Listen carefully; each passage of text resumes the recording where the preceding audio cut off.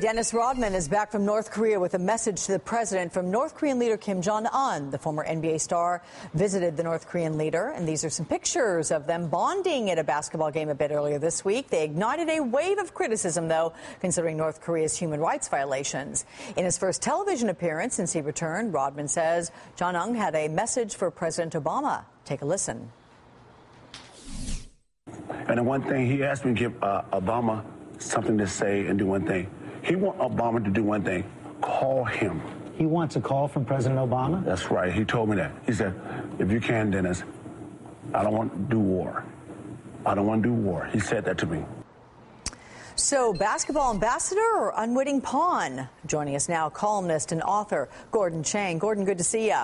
Good to see you, Alex. So, look, Dennis Rodman, of all people, the first American to meet with Jong Un since he took over from his father. So what do you make of the whole thing? Well, I think it's sort of a ploy. I actually think the United States should have a diplomatic compound in North Korea, and we should be talking to the North Koreans. But we got to remember that President Obama sent 2 White House envoys, 2 separate trips, to North Korea twice last year, and the North Koreans just blew them off. Maybe there's a change in attitude in Pyongyang right now, but it's pretty unlikely. Got to also remember that right now the United States is trying to round up votes in the Security Council for new sanctions because of North Koreans' nuclear tests last month.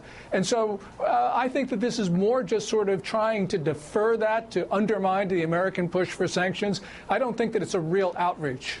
Do you think that the United States should rethink its approach to dealing with him? I mean, maybe he's a guy that appreciates doing sort of back channels or a lighter hand at doing this in terms of diplomacy. I mean, he is young. Dennis Rodman made that statement. He's only 28 years old. Yeah, well, I don't think it's wrong to talk to Kim Jong-Un or the regime. The president tried to do that so many times last year. Even came up with what was so-called Leap Day deal with the North Koreans, which Kim Jong-Un repudiated 2 weeks afterwards. So there's nothing wrong with talking to the North Koreans, but at the same time, you can't let up the pressure because that's really what he's trying to do right now. I don't think that this is a lasting initiative. The one thing about Kim Jong-Un is that his position in Pyongyang right now is pretty shaky. He's only been in power for 15 months. He needs to consolidate his position, and it's really unlikely that he could undertake a risky initiative at this time. So it sounds more like a ploy than anything else. Well, now here's what Dennis Rodman had to say about Jong Un before he left North Korea. Take a listen to this. He was so honest. And then one thing that, guess what? His grandfather and his father were great leaders. And he's such a proud man. He's proud. His country like him, not like him, love him. Love him. And guess what? Yes, I love him. I love him. The guy's awesome. Now, Rodman has refused to apologize for those comments, even though both of the former North Korean leaders he mentioned, they were notorious dictators. How counterproductive do you think his ringing endorsement will be to the people of North Korea who already appear brainwashed and are living under a brutally repressive regime? Yeah. You can't make this stuff up, Alex. The thing that's really important here is that the day that Rodman made these comments, within hours, the Committee for Human Rights in North Korea released their report about a significant expansion of the prison camp system. These are the most horrific places on earth. And, you know, what Rodman did was actually beneficial because it put a spotlight on a report that probably would not have gotten attention. But now we're talking about it. And it's important we do so because although, you know, the Kims might be really nice people and they may like basketball, the problem is that they run a really repressive regime, as you point out. Yeah. Does this meeting do anything, you think, in the general image for Kim Jong-Un here?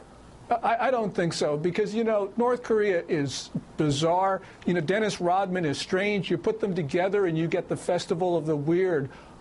You know, I hope that relations with North Korea get better. But on the other hand, North Korea has to stop doing a lot of things, not only repressing its people, but also launching 3-stage ballistic missiles and detonating atomic devices. And that really is the reality of what's going on. You know, it's interesting. Dennis Rodman tried to make the statement about how the president and the North Koreans, as well as their leader, they share this big love for basketball. Let's listen to what he said about that. I said, Obama loves basketball. Let's start there. Let's start there. If you see the quotes in the papers, he says that. He says that about sports. Both of you guys love basketball so much.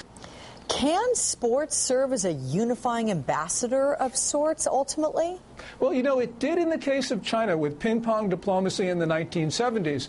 But in 1970s China, Beijing wanted better relations with the United States because they were involved in what they thought was an existential fight with the Soviets for control of the communist world. Today, I'm not so sure that the North Koreans really want better relations with the United States. I hope that they do, and I don't mind testing them. But on the other hand, we have to have them stop what they're doing because they are destabilizing not only their region but the rest of the world because they are selling their three-stage ballistic missiles and their nukes to Iran. And so this is not just a North Korea problem, not just a North Asia problem. This is a Middle East, Persian Gulf, Iran problem as well. Yeah, and if Dennis Rodman's going to get involved, I agree with George Stephanopoulos, who said, you know what, you need to read this recent Human Rights Watch report before you go back and try to do your own kind of diplomacy and Absolutely. see what's up. Okay, Gordon Chang, thanks so much for talking with us.